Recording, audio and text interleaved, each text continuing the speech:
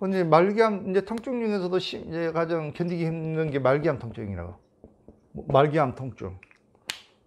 그럼 말기암 통증 걸리면은 처음에는 병원에서 뭘 처방해 줍니까? 모르핀을 줘, 모르핀. 모르핀을 주는데 이거는 소량을 처음에 투여하죠. 그래도 잘 들어요, 이게. 그런데 이제 점점 이게 약효를 내기 위해서 내성이 생겨버리기 때문에 10ml 줬다 나중에 15ml, 20ml 점점 올라가야 돼. 모르핀 양이. 근데 어느 순간 되면 이제 모르핀으로도 안 되는 시점이 와. 모르핀으로 이제 통제가 안 돼, 통증이. 그런 시점이 온단 말이에요, 반드시. 그때 되면은 죽을 맛이야, 그냥 통증 때문에. 이게 어떻게 해결해야 되고? 막 고통이지. 그러니까 뭐 빨리 죽고 싶은 마음밖에 안 들겠지, 아무래도. 뭐 암이지만, 통증 때문에. 그래서 이제 이 통증도 다 이렇게 보면 너무 간단한 거예요, 사실은. 암이 통증을 맞는 게 아니란 말이지. 사람들 인식이 지금 잘못돼 있어요. 암이, 그럼 통증 없는 암도 있잖아. 그렇잖아요. 통증 없이 암 걸려고 죽은 사람도 있잖아요.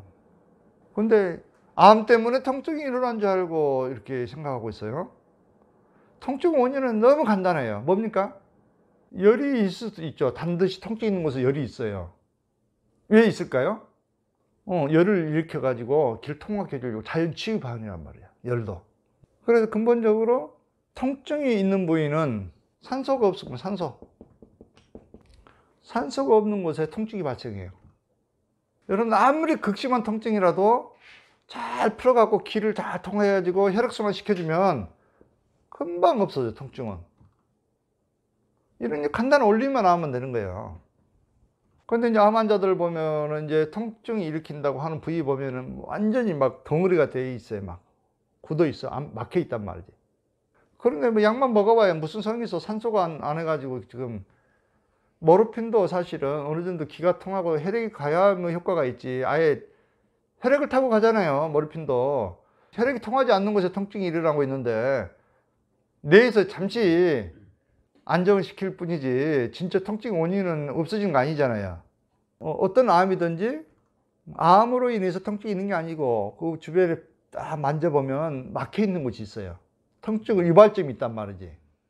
거기만 다 노공으로 대고 나중에 기치료법 이제 배우겠지만 딱 대고 소염지 통항캐 5분만 기를 딱 발사하면은 통증이 신기하게 없어지는 거예요.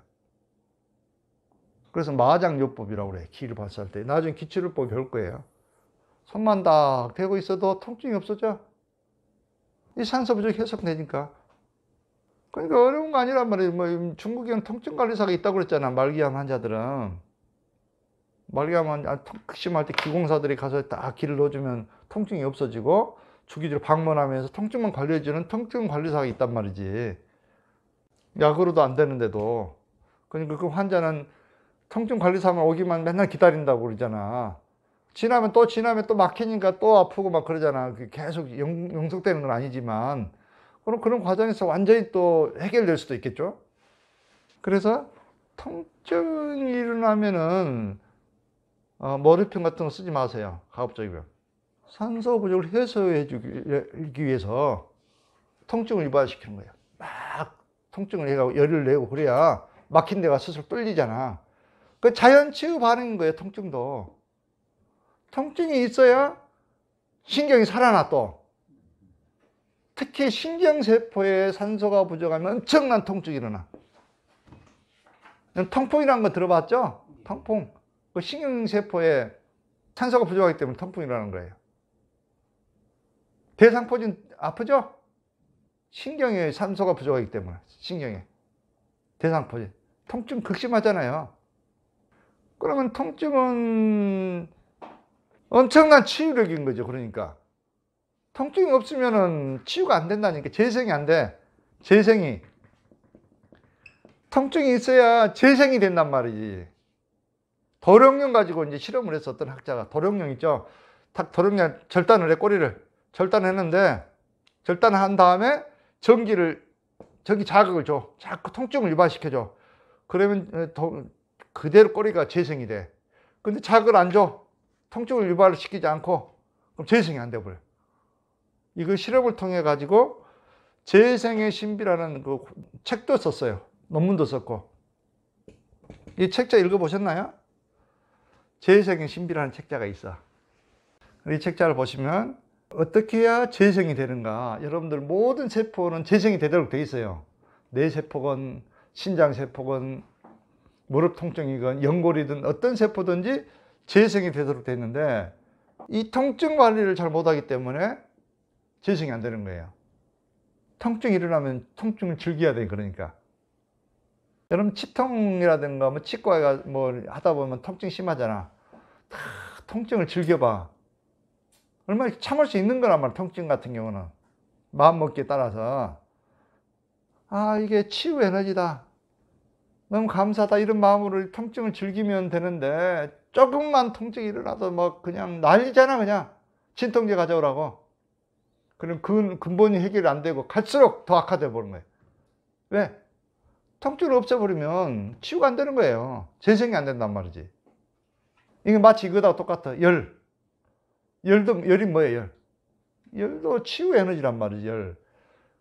근데 해열제 먹어버려.